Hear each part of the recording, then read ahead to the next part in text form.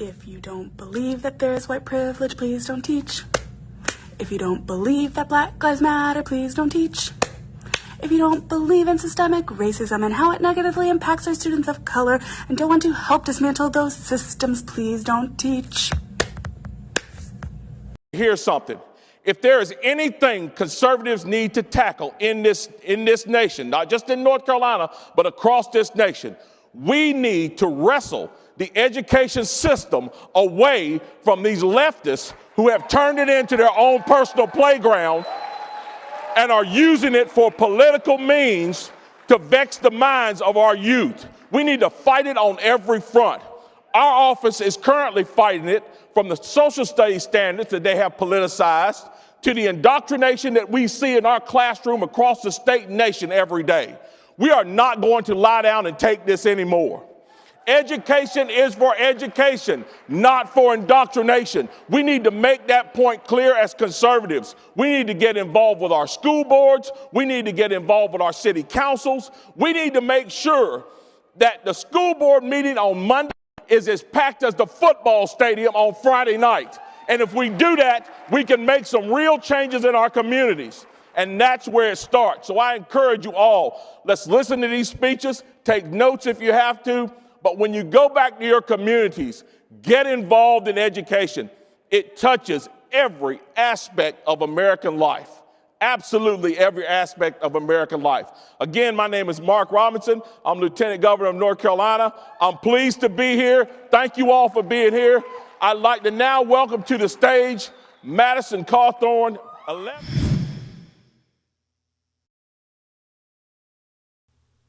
Well, here we go again. It looks like public schools are in the news, and of course, it's just ridiculous what's been going on in North Carolina of late. This has been a little bit late because I've been doing some other things, but wanted to at least highlight today our Lieutenant Governor. His name is Mark Robinson, and he gave a great speech at CPAC, and as you saw there, you saw about the whole full minute and 30 seconds or so of his speech. But there's been something going on in North Carolina, as you can see in the beginning of this broadcast. Our episode 4 is sort of demonstrative of what's been going on in public education. But this is like in general. It's not just North Carolina. It's all over. And so I'm going to end today with Tim Pool, who's did a small segment on this recently on his IRL podcast. So today I want to at least talk about what happened with Mark Robinson in this regard that has led to him to speak the way he did at CPAC, which was a couple of days ago. And the thing that you're going to see on the screen here is a cartoon that was published by WRAL. And the cartoon, as you can see here, is an elephant, which is, of course, the Republican or the GOP trademark mascot, whatever you want to say, covered in a KKK sheet, holding a newspaper with crossed out that he's not going to be inclusive in terms of teaching our kids in the schools. Now, the use of the word inclusive here is a ruse. It's a neologism. It's a way that the media in this state, especially the legacy media, changes the language so they make everyone else sort of feel bad, like it puts them on the defensive. There was nothing inclusive about what's been happening in North Carolina and in terms of the State Board of Education or the SBE. Now, the reason why they made this cartoon, as you see, is because the Robinson and a few Republicans in the state opposed something that we're going to get into a little bit later called systemic racism. They wanted to change. The state board wanted to force the schools, and this would be the district schools in particular, to teach about systemic racism. Now, the question here that you have to have is, did they not teach about racism before? And the answer to that is, of course they did. What they're trying to do is change it to something new, and we're going to define that a little bit. But the first thing I want to do is to note here, and you can see on the screen here, the Mark Robinson talking about this cartoon. So I'm going to blow it up here for you, and I'm going to hit play. that cartoon doesn't really bother me. What bothers me is the hypocrisy behind it. That's what bothers me. That you would portray a black man just because he's in the GOP as a Klansman. That you would portray an American Indian woman, a Native American woman, Olivia Oxendine, who is a Lumbee Indian, and who has had to face the Klan face to face and their egregious actions and has had to fight against them. You would portray her as something that vile. The hypocrisy is mind-numbing, folks. And I'm here to tell you right now, this office is not going to stand by and let it go by. And when I'm not going to go along to get along, I'm going to call them out on every time. Because here it is. What I want to know from WRAL, is that who you are? Is that who you want to represent yourself to be in this state? And again, it's not a private individual. It's not a private Facebook page. That is a newspaper. It sells itself to millions of people across this state that would put something that vile out. When I understand the person who drew this is an 8th grade social studies teacher. If that's true and he's teaching these falsehoods, because by the way, wasn't anybody in the GOP that promoted the Ku Klux Klan and the ideals thereof? I can tell you who did that. If he's promoting this in WRAL, what is he doing in his classroom? That's about right. All right, so that's Mark Robinson. That was a while back. That was February 3rd, as you can see here. I snagged it off a Twitter feed, and it's hard to believe that he had to go out and defend himself like this. So this is from the Washington Post. Once again, I've archived it because why give them a payday? And this is about the issue that happened here. This goes back a little bit. So I'm shooting this is February 28th, and this is going back to February 5th. But I wanted to tie together what Mark Robinson said at CPAC with what he said prior to that in regard to the cartoon. And so this is Marissa Lati, I'm assuming that's how you pronounce the last name, from February 5th. The North Carolina State School Board, that's the SBE, on Thursday approved new standards requiring social studies teachers to discuss racism, while some board members slammed the move as anti-American in one of many fights playing out across the country about how schools teach history. And that's why I wanted to bring this up. This is not relegated to North Carolina per se. It's all over the union, especially with in blue states and blue districts. And for people who have Democrat governors in particular, sorry to make it the sort of partisan like that, but that is the issue here. And the state board, as she goes on here to say, is the State Board of Education voted 7-5 to pass the standards for K through 12 after months of negotiations over framing the policy meant to promote a more inclusive curriculum that acknowledges, the experiences of marginalized students. It's a great way to frame it, isn't it? Racism, that sounds, of course, you want to talk about those sort of things because that is a part of the American experience for sure. But marginalized students, somehow we haven't been doing this, and we need to do it now to acknowledge those experiences. I'm pretty sure that throughout American history we have acknowledged that. And if anybody who has ever read anything about American history, especially Frederick Douglass, who published a book, a very popular book that sold quite well, by the way, especially in the Northeast, about his experience as a slave, you know that marginalized people have been publishing and writing and explaining their experience for a long time. So what this was about here is this is about the compromise language for the State Board of Education to set forth their standards. And you're going to see, I'm going to tell you what they did in a minute. Before, they wanted to talk about systemic things, and they dropped the systemic but kept the thing, so to speak, which begs the question of, have we not been doing this all along in some way? So they wanted to sort of craft a curriculum in such a way that was political. And so we're going to talk about that in a minute. But the first thing we should probably do here is, I went to Bloomberg, trying to find the best way for us to understand what systemic racism is. This is the the best snapshot I could give that I could find for you if you haven't heard of it before, haven't thought of it before, or don't really know what it is.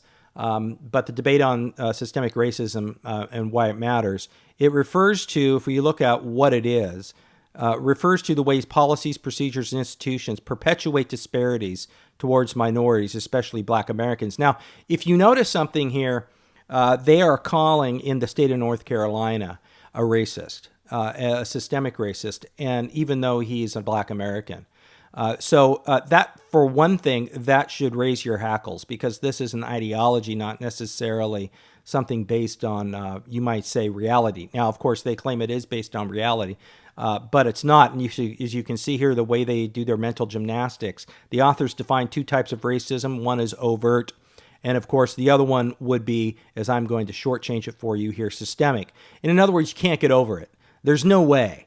In other words, everyone's a racist. So they're going to teach that to our kids. Now, how is it different? Systemic racism can produce racial disparities even while being administered by people who consider themselves colorblind. In other words, if you don't see color, you are a racist.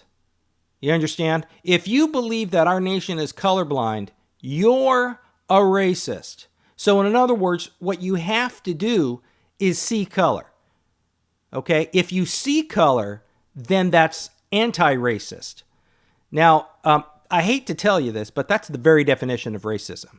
If you see color, if you determine on color, if you judge on color, if you hire on color, then that is not being colorblind. That is, by definition, racism. But they're saying it's not. You see, they do a 180. They flip the whole narrative, if you will, in order to teach something different to our students. Not what racism is or was by definition, but something different. And that something different, as I've already explained, is everyone's a racist. It's systemic. It can't be avoided. So the question is, where do you go from here?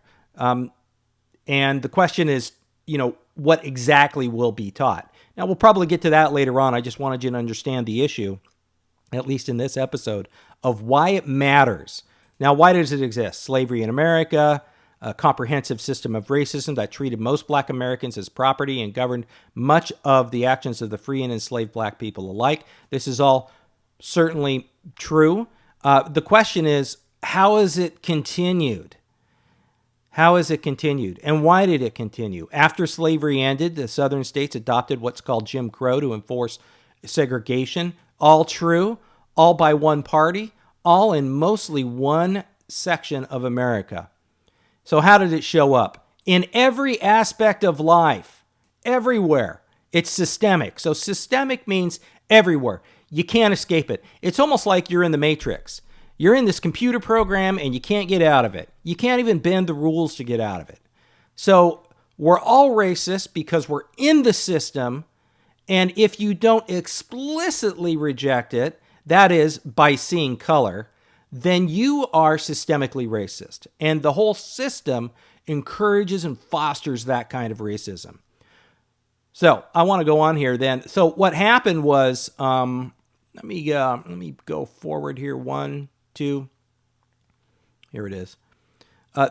These are the people who voted no on the compromise meeting. Let me see here if I can find what they had was three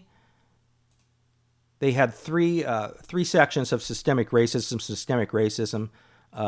Gender identity was the second one, and then systemic discrimination was the other. Now, I'm not sure what the difference is between systemic racism and systemic discrimination. I'm sure someone will email me telling me how I am not woke enough to understand.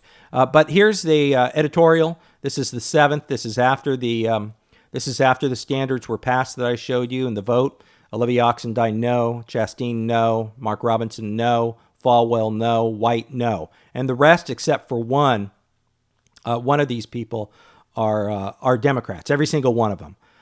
One of the people I think who voted yes was a appointee of the prior Republican governor. That would be McCrory. Yeah, that's State Chair Eric Davis. So Eric Davis right here, yes. Okay, but the rest of them, generally Republican here. The rest of all these down here, Democrats. So there is a party divide and an ideology based on party that is real. So the vote was 7-5. Now, why did they still vote no? That's the big question. If the wording of systemic racism, systemic discrimination, and the gender identity standards were removed, why would they vote no? I mean, racism, identity, discrimination. Because we've already been teaching that. We've already been teaching that in this state. Everybody knows and understands it. I mean, if you're not picking it up in school, you're picking it up, in private conversations with people. So, in other words, the reason why they voted no is just because the word is moved doesn't mean they're not going to teach it. They're still going to teach this. You see that teacher that we started with? She's going to teach it. She's going to teach it no matter what the guidelines are in her state. So if we go to the editorial here, I just want to highlight a couple of things for you. Democrats on the NC State Board of Education voted Thursday to drive a political agenda focused on social and cultural engineering designed to tear down America's greatness. Now, this is an editorial from the I always mispronounce Carteret County News-Times, February 7th. Anyway, they did so with the intention of promoting a more globalist perspective. The result of this decision, combined with the current frustration with the state's response to schooling during the pandemic, provides additional impetus for parents to consider educational alternatives for their children. Despite the request from 30,000 petitioners asking for the board to delay to reassess and propose a major rewrite to those standards, the 7 Democrat members voted to support the changes to be used, designing the state public schools curriculum. The 5 Republican members voted in opposition to the changes. Last paragraph that I'm going to read here. The dispute centered around terms such as systemic racism, systemic discrimination, and a directive to compare competing narratives in the historical development of the U.S. and North Carolina in terms of how each depicts race, women, tribes, identity, ability, and religious groups. The Democrat proponents defended their support on the grounds that it provides a more honest review of history, while Republican board members were concerned about the negative image it will create to the country's history. The question for you is this: are they right? It's more honest. Is everything systemic? In other words, if you're watching this and you're someone like Mark Robinson, who's a center-right kind of guy, who's a Republican maybe, a conservative maybe, a patriot who believes in American greatness, something like that. If you're anywhere near that, guess what you are? Systemically racist. Is that true? Is that honest? I don't think it's honest. It's not honest at all. It's indoctrination.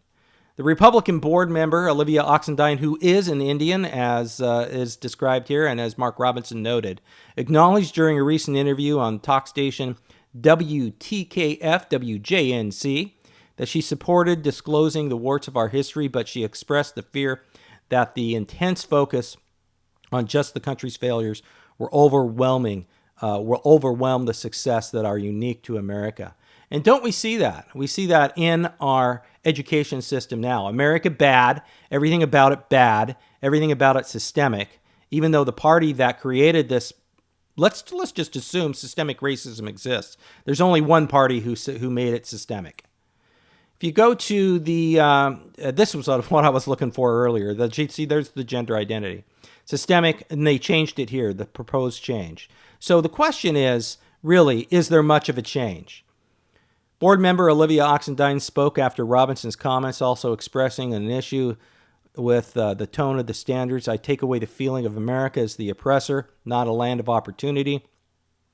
Maureen Stover, 2020 North Carolina Teacher of the Year and an advisor on the board, said that while Robinson may have gotten a diverse and inclusive education growing up, she did not. Yeah, you did. She said explicit language in the standards and supporting documents is necessary to make sure all students get exposure to such an education. This is from, of course, Alex Granados. Revisions to the social studies standards sparked debate, and that's January 27th. So that's going back before these terms that I'm circling right now were removed to these terms here. But really, is there a change at all? That's the big question. According to If you want to go to Terry Stoops, who's always following these things pretty closely in the state. Unfortunately, the members of the State Board of Education railroaded the social studies standards adoption process last year, asking DPI staff to infuse the standards with language that reflected left-wing ideology. The tone of the standards was changed dramatically. The previous version tried to strike a balance between competing visions of the nation. It highlighted groups' struggles without abandoning the hope that the struggles could be overcome, could become exceptions in our history, not the rule. So they're saying it's the rule, you understand here. Systemic racism is the rule. Racism is not an exception. It's still pervasive. It's more pervasive and just as pervasive as it was during Jim Crow in the 1950s, only it's more insidious. Critically, the new version of the standards sought to convey one vision, clumsily placing race, class, and gender conflicts at the center of the story at the expense of seeking to ensure children possess a satisfactory understanding of our social, political, and economic systems. In other words, we're not going to look at the actions of human beings anymore. We're going to talk about this ideology that has no reality in any action per se, unless you're looking at the laws. But if you're looking at the laws back then, Jim Crow, etc., laws back before we had civil rights acts and whatnot in the 60s, then the question becomes is if it was systemic back then, I thought it was removed. If it wasn't removed, why wasn't it removed? They have no answers to this. As a matter of fact, I've never seen one. It'd be nice to have a definitive answer, not some like generalized theory. As we say here, some members of the State Board of Education have voted no, and they opposed it. And that's why there was the removal of systemic anyway.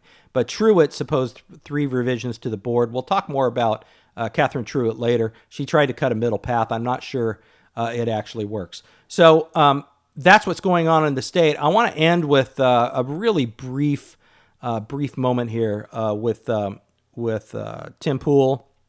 He's a really great IRL, and he has a little section here on the systemic racism type efforts in Buffalo in particular, and this might help enlighten you. We'll end here. Don't forget to subscribe, like, comment, hit the notification bar. Links are always in the description. If you like what we're doing here, even though we're doing it about once every week or 2 weeks, do go to Subscribestar. You're not going to get any of this stuff from the legacy media folks. And they're going to try and cancel people like Robinson and whatnot if they keep speaking up. And you're going to find very few local media outlets talking about what's going on in the state and actually critically. It's fine that they publish some of the proponents of systemic racism and make sure everyone knows what their ideology is and what they're trying to do. But they always criticize, as you saw with that cartoon at WRAL, anybody who comes up with a counter narrative, anybody who doesn't think with groupthink, anybody who doesn't abide by their woke agenda. Tim Pool. Check this out. We've got, from the Daily Mail, Buffalo Public School claims all white people perpetuate systemic racism and force kindergartners to watch video of dead black children to warn them about racist police and state-sanctioned violence. Fatima Morell is Associate Superintendent for Culturally and Linguistically Responsive Initiatives at Buffalo Public Schools in New York. Morell has introduced a new curriculum, lesson plans, and teacher training. The teachers are encouraged to be more woke in their efforts at anti-racism. Morell suggests teaching kindergartner classes about children killed by police with videos featuring Trayvon Martin, Tamir Rice, and others. Older pupils learn all white people play a part in perpetuating systemic racism.